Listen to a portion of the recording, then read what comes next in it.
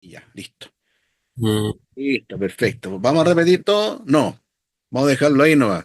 Si los que lo tuvieron tienen preguntas, bueno, ahí va a estar el WhatsApp y el correo para que respondan. Pero aquí tienen que leer el sílabo, ¿no? Porque aquí están las tareas que deben realizar semanalmente, que es un escrito en una o dos páginas del libro Credos y Confesiones y Catecismo de Trotter sobre esa lectura, lo que más les interesó, ¿ya?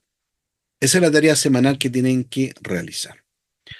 Bien, si no hay más preguntas respecto a esto, ahora yo les voy a compartir el resumen para que vayamos conversando de esta primera lección, que es una lección que toca sobre los credos.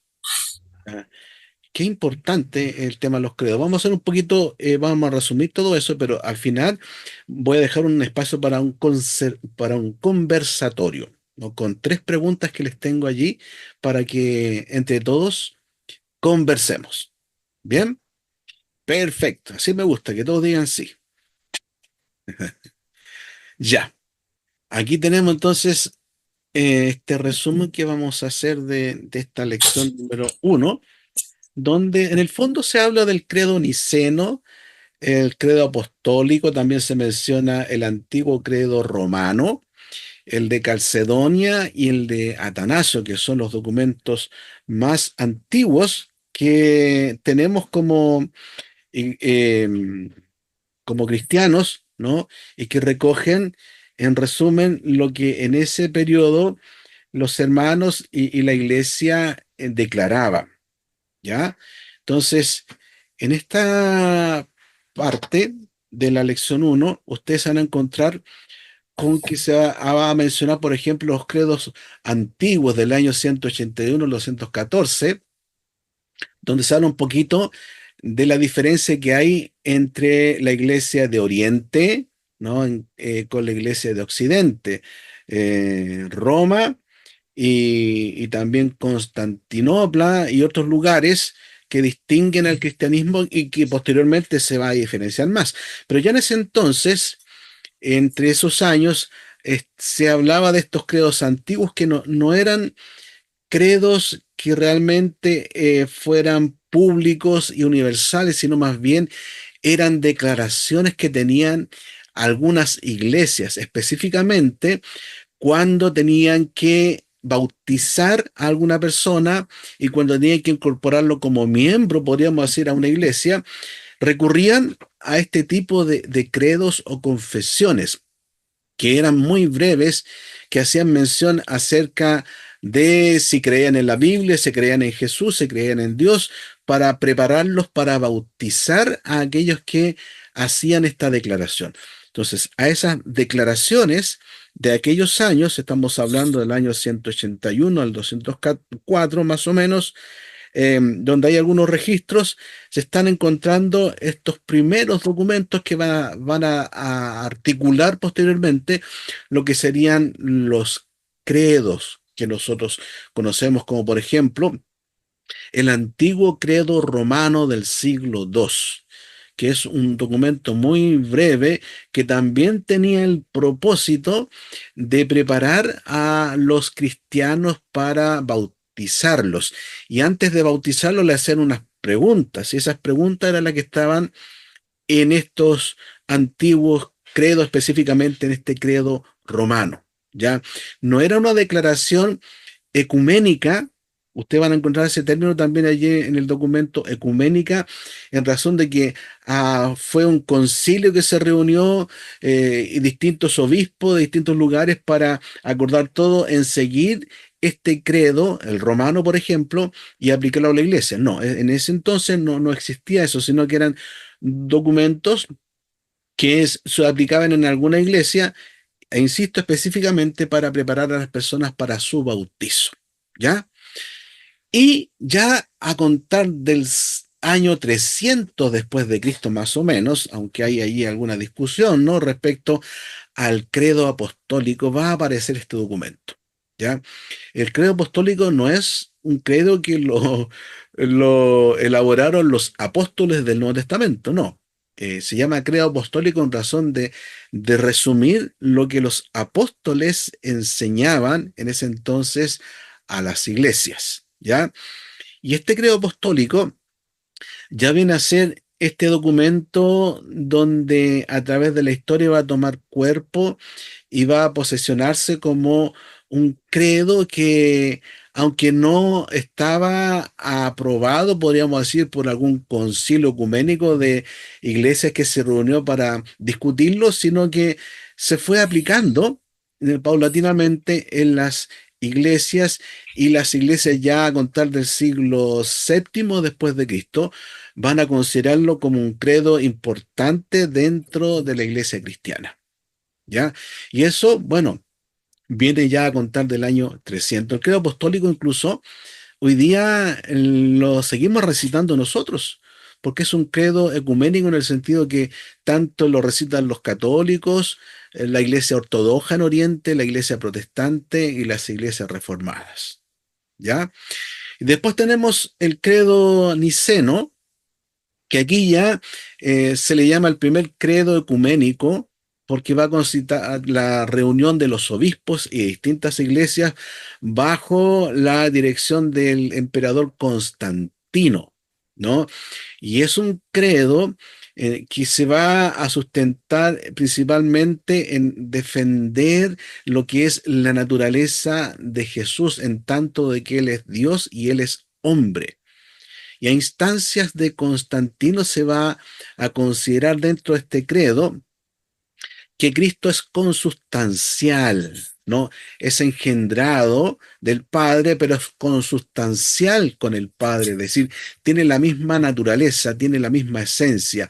Y se va a hablar bastante del término griego humosis, ¿no? Que tiene que ver con sustancia, que es de la misma sustancia del Padre. Y es un credo que se va a levantar para estar atacando a la herejía arriana, que consideraba que Cristo no tenía esta doble naturaleza perfecta como Dios y como hombre, y que Él era Dios y hombre 100%. Entonces se levanta este credo niceno para ya defender esto que se venía dando en los textos bíblicos, primera de Juan, segunda de Juan, tercera de Juan, también Judas, donde se hacía mención acerca de la naturaleza de Jesús.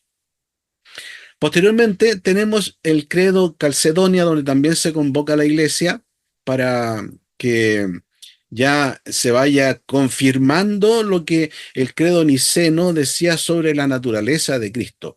Ese era el gran tema que había en ese periodo, en estos siglos, siglo segundo al siglo cuarto. El gran tema de controversia era el tema cristológico, ¿no? Específicamente lo que era la naturaleza de Cristo, la naturaleza divina como la naturaleza humana. Se hablaba de Dios Padre, Dios Hijo y Dios Espíritu Santo, pero hasta el credo de Calcedonia y posteriormente Atanasio se va a distinguir más lo que es la Trinidad, ¿no? Como concepto, como doctrina. Pero en la discusión se daba generalmente en torno a un tema cristológico, que era el punto central que tenían como contenido estos credos, ¿no? Que ya va terminando con el credo de Atanasio en el siglo cuarto, donde recoge lo que ya viene desde el credo, podríamos decir, apostólico, el niceno, Calcedonia. Atanasio va eh, complementando todo aquello para dar más firmeza y confirmando lo que la Iglesia ha venido enseñando específicamente sobre el tema cristológico y lo que es la representación trinitaria de Dios Padre y Dios Hijo y Dios Espíritu Santo. Cosa interesante que en estos credos aparte de hablar de Dios Padre, Dios Hijo, también se hacía énfasis en el Espíritu Santo. ¿Ya? Y es un punto interesante porque justamente los arrianos también tenían una postura respecto a la neumatología muy, muy alejada del texto bíblico, ¿no? Así que ahí hay un tema, yo creo, extra como para que ustedes puedan, si les gusta investigar más, analizar ese tema de la neumatología dentro de estos credos. ¿Ya? Perfecto. Y entonces, fíjese como decía anteriormente que el credo apostólico, el año 300 después de Cristo, ya en el siglo VII, va a tomar su forma final, porque hay un tema allí en el credo apostólico que hasta ahora es de discusión. ¿Y cuál creen que es ese tema de discusión que tiene el credo apostólico? Si ustedes lo conocen.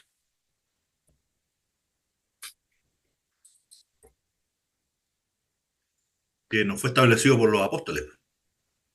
Ya, sí, pero en cuanto a su contenido, que Ah, el estoy, tema Podría del ser descenso al Hades, descendió a los muertos. ese, Claro, eso, que ese mismo. descendió a los infiernos. Santos. Ese es el tema que ha llevado a escribir, analizar este credo, si realmente está en el original o si eso apareció en el siglo VII, se le incorporó, y qué también significa esa frase, ¿no?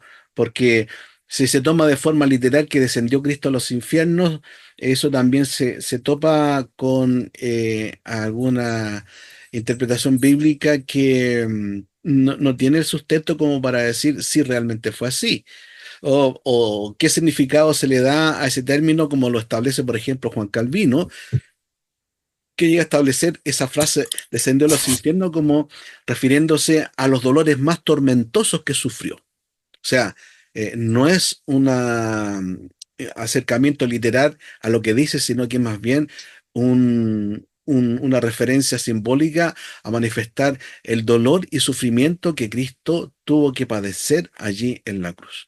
Entonces, este credo tiene esa característica y ustedes van a encontrar que en algunas iglesias y en algunos libros de declaraciones va a aparecer la frase descendió a los infiernos, en otras no va a aparecer.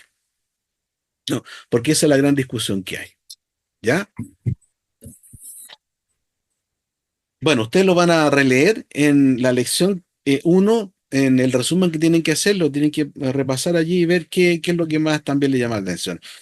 En el caso del credo niceno, que se llevó a cabo en el año 325 después de Cristo, aquí, como le decía, va a definir la deidad absoluta de Cristo, porque el tema cristológico, específicamente la naturaleza divina y humana, es el punto focal de la discusión de este credo y de los que vienen posteriormente. ¿Ya?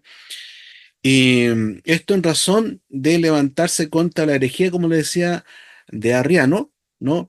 La que enseñaba que Cristo era una deidad creada, era un grado menor al Padre, que fue creado por el Padre, que no tiene es decir, que Jesús, ¿no? Como, como, como hijo de Dios, tuvo un inicio, que Él no es eterno, ¿no? Y ahí se arma una discusión bastante interesante que se da en los escritos de Arriano, en cómo responden nuestros padres de la iglesia. Bueno, y todo eso se va a discutir en de este famoso concilio de Nicea, donde va a surgir el credo niceno, ¿ya? Año 325 después de Cristo, donde algunas cosas, por ejemplo, como las que le mencionaba, se va a incorporar este término uosis, ¿no? Que tiene que ver con sustancia, de la sustancia del Padre, de la misma sustancia del Padre es Cristo, es verdadero Dios, de Dios verdadero, engendrado, no hecho, ¿no? Consubstancial, homoción, que hay el término que les mencionaba, con el Padre, de la misma sustancia, de la misma esencia del Padre. Es decir, no tiene principio, sino que siempre ha estado con el Padre, aunque en lo que son los roles y las funciones el hijo va a cumplir lo que el padre como función va a determinar al hijo, ¿ya? Pero no está la diferencia en cuanto al poder, en cuanto a la naturaleza, en cuanto a la esencia, sino que la diferencia va a estar en cuanto a las funciones y roles del Padre, del Hijo y del Espíritu Santo. ¿Bien? Y en este credo, así como se va a declarar esta verdad, también se va a levantar el lenguaje condenatorio contra Arrio y sus afirmaciones. No es tan solo una declaración de fe, sino también una objeción que se hace a través de anatemas o maldiciones o no estar de acuerdo con lo que en este caso Arrio estaba proponiendo. Y fíjese que Arrio también tuvo en parte el apoyo de Constantino, ¿no? En varias de sus propuestas, pero bueno, esa es una historia que quizás la va a ver el pastor David cuando toque ver con ese periodo, ¿no? De la historia del cristianismo, ¿ya? Bueno, y tenemos también el credo de Atanasio en el año 400 después de Cristo. Aquí, como decíamos también, ya se va a abordar un poco el tema de la Trinidad, porque previo a ello el tema focal era un tema cristológico, ¿no? La naturaleza de Jesús. Pero ya aquí va a aparecer la Trinidad como una doctrina, como algo importante y también buscando darle una definición, ¿no? Tanto al Padre, al Hijo, al Espíritu Santo en cuanto a sus roles, pero también a declarar que son de una misma sustancia y poder, ¿ya?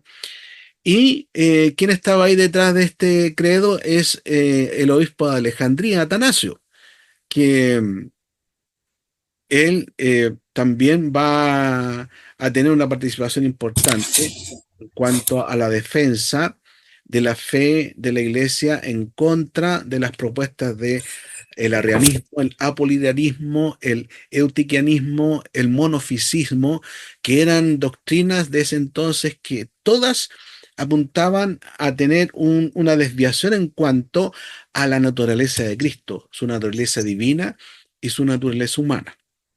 ¿Ya? Ese era el gran foco entonces en ese periodo. Y entonces tenemos después el credo de Calcedonia, el año 451 después de Cristo. En este concilio se va a clarificar la relación que va a haber entre las dos naturalezas de Cristo. Es un tema muy rico en cristología que tiene que ver justamente con la correspondencia de las naturalezas de Cristo, ¿no? Como hombre y como Dios. Se llama los los atributos de en cuanto a la naturaleza divina y humana de Cristo. Y aquí se va a marcar una diferencia entre la iglesia luterana y la iglesia reformada, ¿ya? Porque los luteranos van a establecer que la naturaleza de Cristo en cuanto a su humanidad y su divinidad van a mantener cierta diferencia, pero que la naturaleza humana de Jesús va a tener una característica que ellos le van a llamar la ubicuidad, ¿no? Es decir, que Él va a estar en todas partes al mismo tiempo, pero ahora, la gran diferencia con la postura reformada va a ser es que no, en Jesús, en la persona de Jesús está y se corresponde el atributo divino, el atributo natural, humano de Jesús en la persona del Hijo de Dios. No es que los atributos divinos se van a traspasar a los atributos humanos de Jesús para que estos estén bajo la dirección divina de Jesús, sino que en la posición reformada, ambos atributos, los humanos y los divinos, van a estar perfectamente en la persona de Jesucristo, ¿no? Y un tema interesante que se va a estar discutiendo y que van a darse estas divisiones, como digo, entre la iglesia luterana y la iglesia reformada, ¿ya? Y entonces ahí tenemos estos tres, perdón, decíamos al principio que estos seis, ¿no?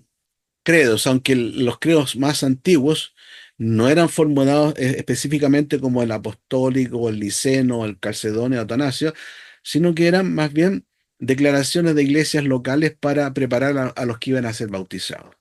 El credo romano también perseguía lo mismo, ya era un documento un poquito más amplio, pero el credo apostólico ya va a concitar la unificación de la iglesia en cuanto a estar enseñando como resumen lo que aquí se establecía. Ya posteriormente el credo niceno va a ser más ecuménico, ¿no? Va a concitar la reunión de la iglesia, porque tanto la iglesia de Oriente y Occidente van a estar de acuerdo hasta hoy día con el credo niceno. De igual manera el credo calcedonia y el de Atanasio, que van a marcar también, bueno, alguna diferencia entre la iglesia de Oriente y la iglesia de Occidente, pero en el fondo van a estar acogiéndolo como credos importantes dentro del mundo del cristianismo. ¿Ya? ¿Algún comentario, pregunta, inquietudes que ustedes tengan?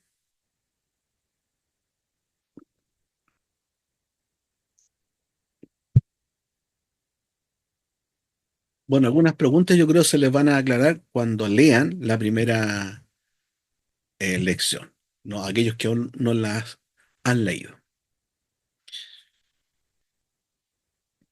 Bien, entonces ahora miren, vamos a ver algunas preguntitas para que conversemos. Y ya, primero, ¿es la costumbre en tu iglesia de recitar los credos? ¿Es la costumbre en tu iglesia de recitar los credos? ¿Qué me puedes decir?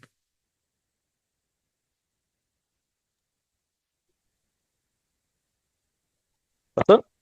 Hermano Sí. Giovanni, Doctor, sí, bueno, por lo menos nosotros en nuestra iglesia recitamos el credo de los apóstoles cada domingo. Ese es el credo que nosotros siempre recitamos antes de la aplicación. antes de la predicación.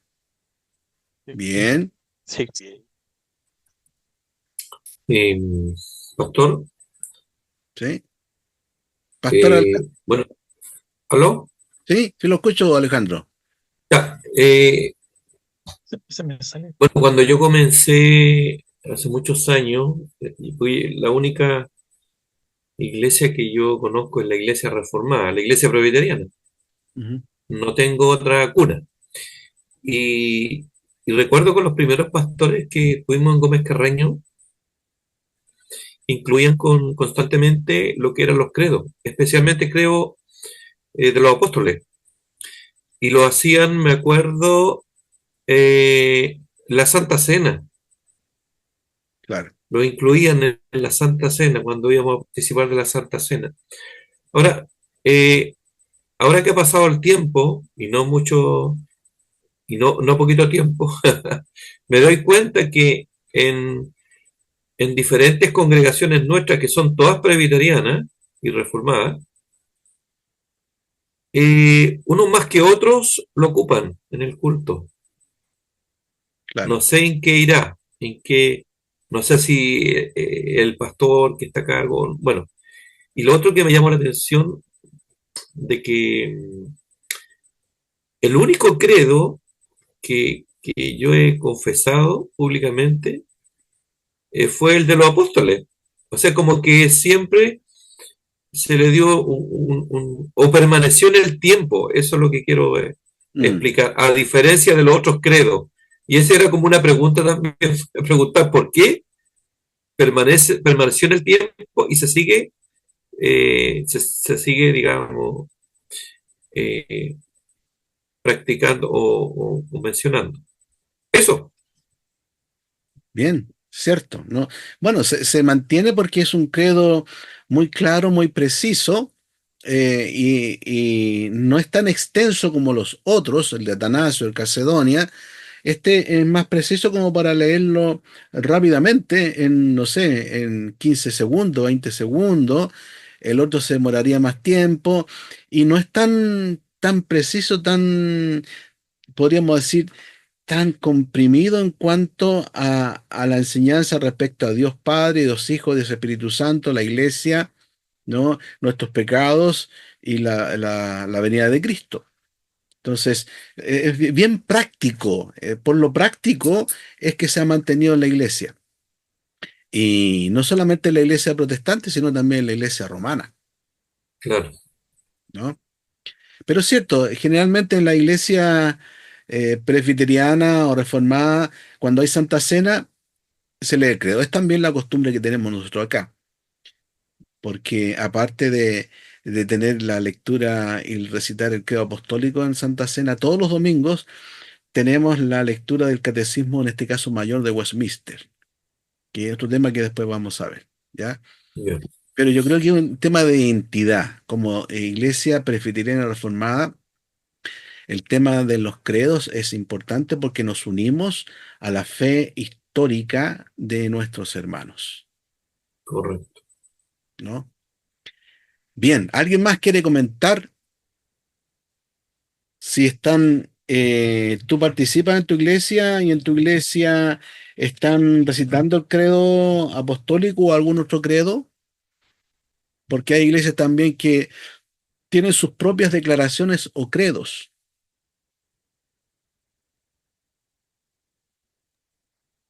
Acá en Perú usamos normalmente se hace cada domingo un, un boletín con la liturgia completa. Están escritos los himnos. Se participa en una primera parte de una lectura antifonal. Y en varias oportunidades hemos agregado, en vez de la lectura antifonal de algún pasaje bíblico, agregamos el credo apostólico, Mm, no otro, digamos. mm, Es el más usado. Yo creo, mi parecer, que es una opinión simplemente, he leído el credo niceno y hay cosas que requieren mucha explicación, no así el credo apostólico. El credo niceno para mí presenta ciertas confusiones que no son tan fáciles de mostrar a toda la congregación. Por lo tanto, desde mi perspectiva, el credo apostólico resume de mejor manera lo que confesamos, lo que creemos. exacto, claro. Es muy práctico, ¿no? Por eso se mantiene. Muy bien. Doctor, Hermano Giovanni.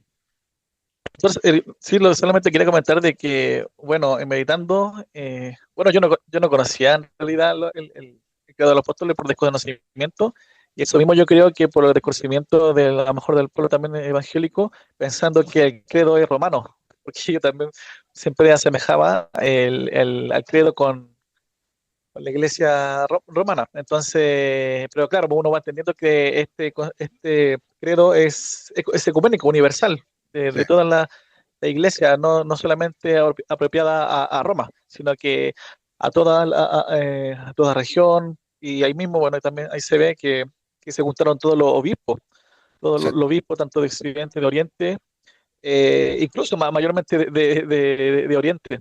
Mm, Entonces uno se va dando cuenta que a través de la historia, ahí uno se va dando cuenta de que claro, es importante, que son importantes los credos y que debería estar en nuestra iglesia y expresándolo. totalmente, ¿no? Son símbolos que nos identifican con el cristianismo histórico, ¿no? Y la fe histórica, aunque después, a través de las confesiones, como vamos a ver, se van a marcar ya algunas diferencias. ¿Bien? Perfecto. La otra pregunta. ¿Son necesarios los credos para hoy y qué alcance tienen? ¿Son necesarios los credos para hoy y qué alcance tienen?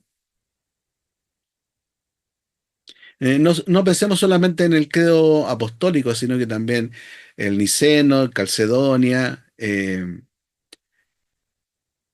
y quizás otros credos que ustedes conozcan por allí, que han leído, o que la iglesia de ustedes misma también tiene, porque hay iglesias, como digo, que hacen su propia declaración. Dicen, creemos en tal Sí, cosa, como iglesia creemos en tal cosa, entonces, y todos los domingos hacen esa declaración de fe. Entonces, es un credo que tienen ellos. Porque no hay que pensar que cuando algún cristiano dice, no, yo no me dieron ningún credo, ninguna confesión, yo solamente creo en la Biblia. Y eso ya es un credo, ¿no?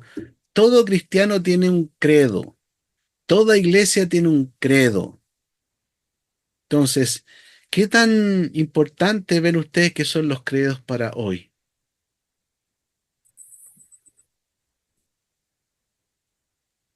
Pastor, pregunta. ¿Sí?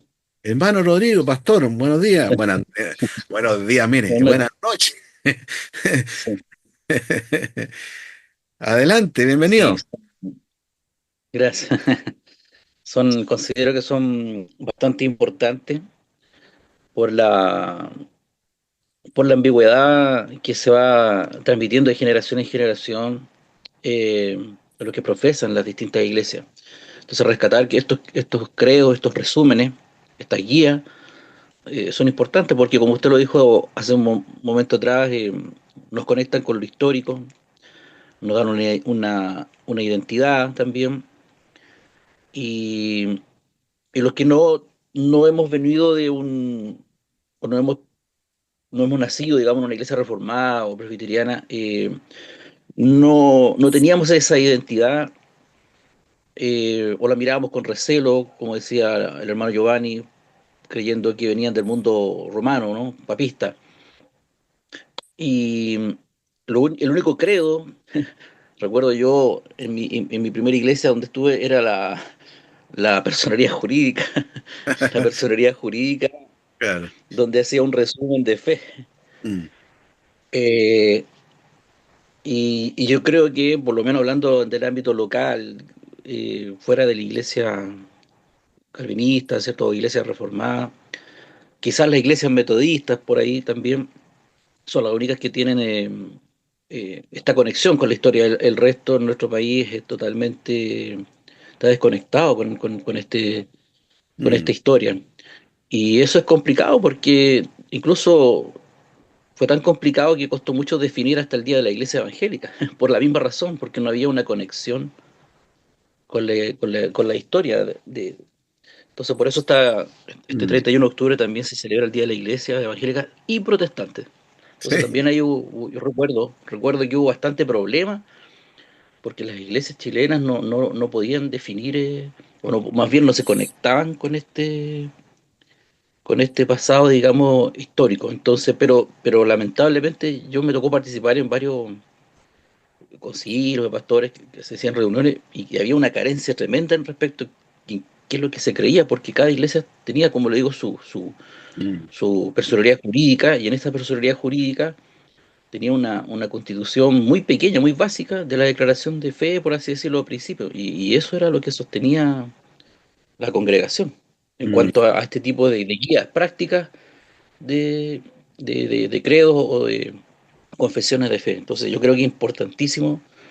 Y nosotros, yo por lo menos siempre trato de divulgarlo esto con todos los creyentes que he compartido de distintas iglesias, y uno les insta a que indaguen respecto de esto, que es saludable, no tiene ninguna arista de contaminación, no les va a contaminar, no les va a traer ningún perjuicio, al contrario, los va a fortalecer en su fe.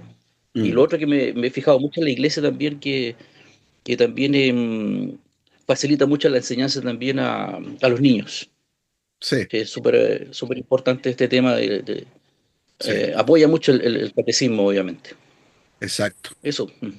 Gracias, un buen punto ese, ¿no? Como los catecismos justamente se crearon con ese propósito, catequizar a los niños, a la juventud en su tiempo, ¿no? Para hacer más fácil la comprensión de la enseñanza, esto a raíz del movimiento de la Reforma Protestante. Así que son muy interesantes y los vamos a ver más adelante, ¿ya? Cierto lo que tú dices, pastor, ¿no? Que nos une como iglesia en Chile a que tengamos una historia, sepamos nuestra historia, sepamos nuestro origen, no nos desconectemos de aquello, no nos olvidemos de la historia de donde venimos. Muchos hombres, mujeres murieron, ¿no? Por la fe en Cristo, murieron, fueron torturados, fueron sacrificados, por lo que resumen estos credos. ¿Ya? Y la iglesia no debe olvidar su historia, no debe olvidar todo esto que es tan importante y que por supuesto creemos no contradice lo que la Biblia nos enseña, sino que más bien resume en parte lo que la Biblia nos enseña. Muy bien. Y la última pregunta que está ahí. ¿Tienes tu propio credo?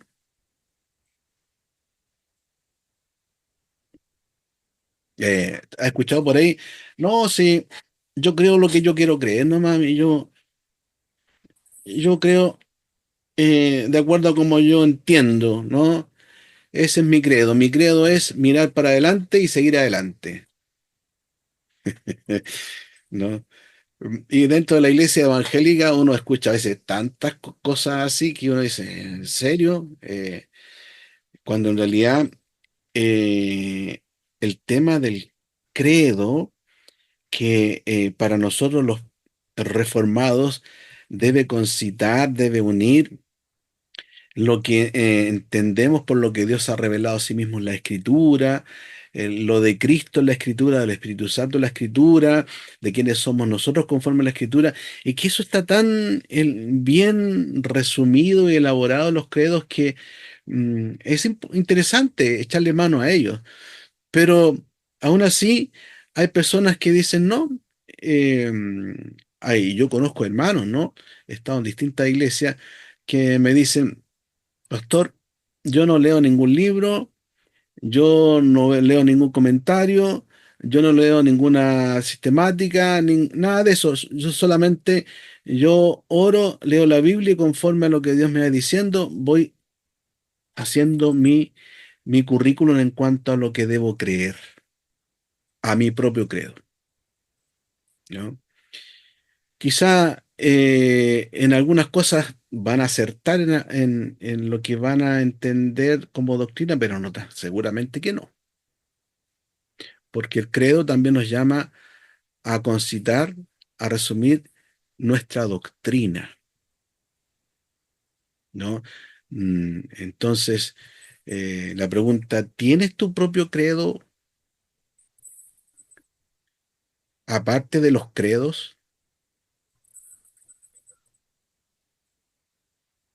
¿Cómo lo ven ustedes?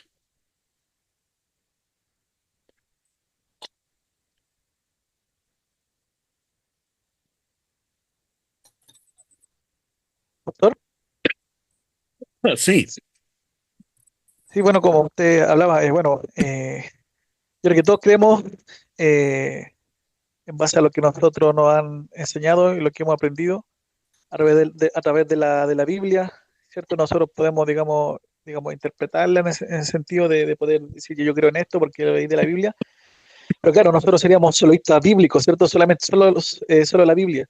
Pero como se dice, revivir las confesiones eh, es un resumen que además es bien, fueron muchos obispos que hicieron el concilio, hicieron el credo, y ahí fue obviamente la providencia del Espíritu Santo hablando, del Espíritu Santo articulando esos credos. Y como digo, o sea, muchos, siempre las personas dicen que, ejemplo, yo creo en esto, pero no sé cómo articularlo, no sé cómo decirlo, o el concepto, ¿cierto? Por ejemplo, uno puede decir Trinidad, pero no sabe cómo explicar la Trinidad.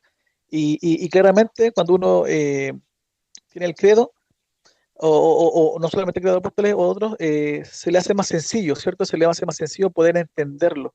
Y mm, cuando lo entiende de esta forma, porque claro, nosotros, tampoco nosotros decimos que solamente los credos infalibles y que no creemos en la Biblia, no, nosotros creemos en la Biblia, pero nosotros decimos que aquellos credos nos sirven de ayuda para articular nuestra fe, y es importante y es necesario. Porque claro, imagínense, y quiero entrar un poco en tema, unos segundos, por el tema de que, claro, cuando uno no, a lo mejor uno interpreta como uno quiere la Biblia, o uno, como uno cree, cuando, por ejemplo, yo tengo mi propio credo, puede caer en herejía, o sin saberlo, y muchos pasan eso, y a lo mejor uno cree, por ejemplo, no sé, a una iglesia, y al final se da cuenta que es una iglesia universitaria, pero dijo, "Ay, ellos creen por lo menos que creen que Jesús es Dios", dice, ah, entonces no hay problema. Entonces, y caen en eso.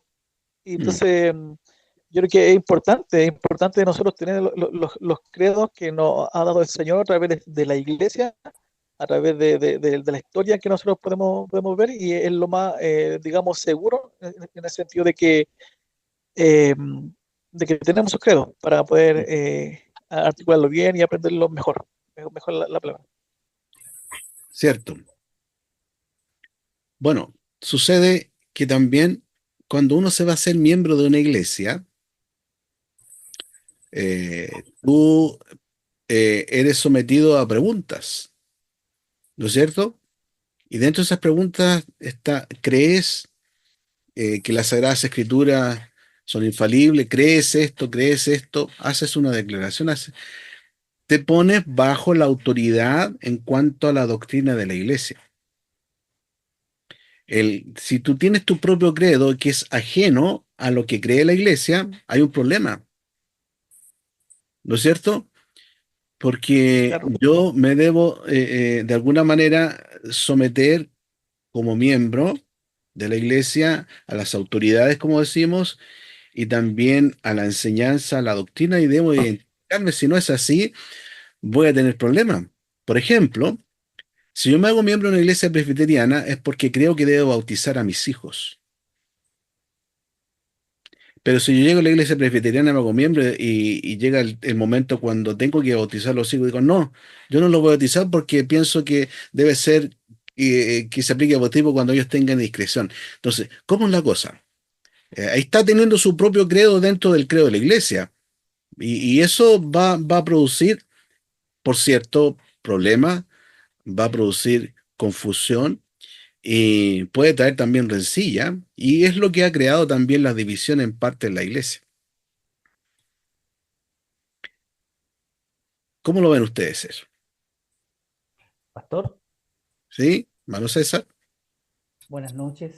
buenas noches. Respecto a lo último que usted mencionaba, pensaba, yo tengo varios conocidos dentro del Evangelio que no son reformados, sino que son más bien neopentecostales, de esa línea, de esa rama, los cuales han sentido cierta atracción por la doctrina reformada, pero por ciertas partes nomás de la doctrina reformada. Por ejemplo, yo le he mencionado precisamente el bautismo de niños. Mm, Y hay resistencia contra algunas cosas, contra sí, algunos aspectos de la doctrina reformada, ¿no es cierto? Entonces, en ese sentido, hay una mezcla que es un tanto peligrosa porque se llega a punto en el cual no, yo creo esto nomás, pero esto no, esto lo tomo, pero esto no. Bueno, entonces usted dan ganas de decir, ¿no es cierto? Usted, bueno, entonces usted cree o no cree. No, pues, claro. y me ha pasado eso. Conozco personas que con el tiempo, gente que ha tenido más acceso, por ejemplo, a la lectura, hermanos, a eso me refiero, hermanos que han tenido más acceso a la lectura y se han encontrado con la doctrina reformada y aspectos de esta le resultan atractivos, pero otros no. Mm, cierto, Eso. claro que sí.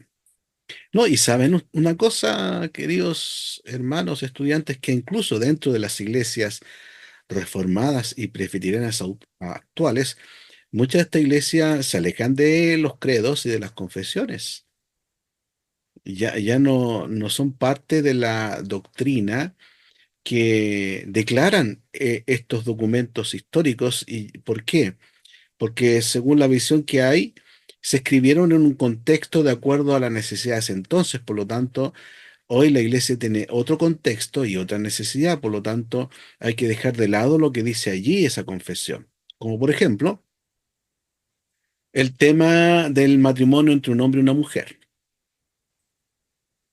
que ustedes saben, en Estados Unidos, la PECUSA, la Iglesia Presbiteriana Norteamericana, una rama liberal, claro, tiene dentro de sus filas a mujeres lesbianas y pastores homosexuales, y el matrimonio homosexual para ellos no es problema. Pero las confesiones claramente declaran algo totalmente distinto. Así como creemos y que resumen las confesiones lo que enseña también el texto bíblico, ¿no? También está el tema, por ejemplo, del rol de las mujeres. Si la mujer puede ser presbítero o pastora, las confesiones en ese aspecto son muy claras. Pero claro, entonces como son claras, algunos hermanos dicen, no, si eso es para el contexto de ese entonces, por lo tanto, hoy día, por la lucha que se ha tenido aquí y allá, la mujer puede ser pastora hoy día. Se puede ordenar. Y hay iglesias presbiterianas en Estados Unidos y acá en Chile que, que llevan a cabo esta tarea, pero no es porque estén siguiendo un patrón histórico de acuerdo a las confesiones, y de acuerdo a la teología tradicional, sino que tienen otro enfoque, ¿no? Otra visión, otra forma de atender esa necesidad. Entonces hay cambios dentro de la misma iglesia presbiteriana reformada respecto a los credos y, como vamos a ver, a las confesiones. ¿Ya? Y aquí hay un punto, yo creo, interesante de meditación para preguntarnos, ¿realmente nosotros como iglesia, como cristianos, como pastores, como líderes reformados, realmente nos adherimos a estos símbolos de fe histórico o como decía el hermano César, solamente tomamos alguna parte de aquello, lo que nos conviene, lo que está de acuerdo en nuestra realidad y lo demás lo desechamos? Es un tema, no siento interesante como para tenerlo presente y comentarlo y discutirlo.